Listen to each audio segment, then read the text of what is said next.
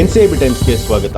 ರಾಜ್ಯದ ಖಾಸಗಿ ಕಂಪನಿಗಳಲ್ಲಿ ಸ್ಥಳೀಯರಿಗೆ ಮೀಸಲಾತಿ ನೀಡುವಂತಹ ಮಸೂದೆ ಜಾರಿಗೆ ರಾಜ್ಯ ಸರ್ಕಾರ ಮುಂದಾಗಿರುವುದಕ್ಕೆ ದೇಶದ ಎರಡನೇ ಅತಿದೊಡ್ಡ ಸಾಫ್ಟ್ವೇರ್ ದಿಗ್ಗಜ ಇನ್ಫೋಸಿಸ್ ಬೆಂಬಲ ವ್ಯಕ್ತಪಡಿಸಿದೆ.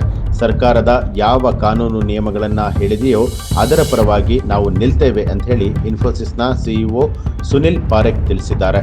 ರಾಜ್ಯ ಮತ್ತು ಕೇಂದ್ರ ಸರ್ಕಾರದ ಎಲ್ಲಾ ನಿಯಮಗಳೊಂದಿಗೆ ಕೆಲಸ ಮಾಡ್ತೇವೆ.